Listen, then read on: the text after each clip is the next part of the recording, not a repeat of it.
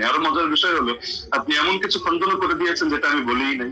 আবার আমি যেটা বলেছি এমন অধিকাংশ পয়েন্ট দিয়েছেন বাদ দিয়ে কয়েকটা রিওয়ায়াত বললেন যে আপনি এটা বলেছেন আমি হতাশ, অথচ এটার জবাব এটা, অথচ সেটা আমি বলিনি। তো মাঝখানে আবু জাফরকে টেনে এনেও আপনি দাঁড় করিয়ে দিলেন যে আবু জাফর এটা সর্বসম্মতিক্রমে যায়িফ, কিছু কারণও টানলেন, অথচ আবু জাফর মুখতালাফি যায়িফ না।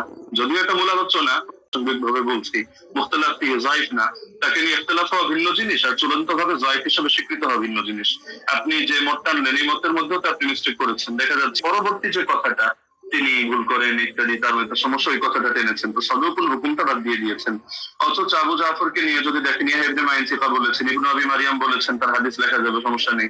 ইবনুল মাদিনী বলেছেন সে আমাদের দৃষ্টিতে সিকা, ইবনু আম্মার মাউসিলি বলেছেন সিকা, আবু হাতিম বলেছেন সিকা সাদুক সালিহুল হাদিস, জাকারিয়া সাজি বলেছেন সাদুকুন লাইসা বিমুতকিনিন, ইবনু আদি বলেছেন লাহু আহাদিসু সালিহা ওয়াকাদ রাওয়া আনহু الناس احاديثها عامتها مستقيمه وارجو انه لا باس به।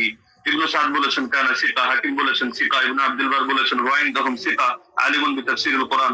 এগুলো আরো দেখতে পারেন আপনি তাহযিবুত তাহযিব 10 নম্বর খণ্ড 62 নম্বর পৃষ্ঠা।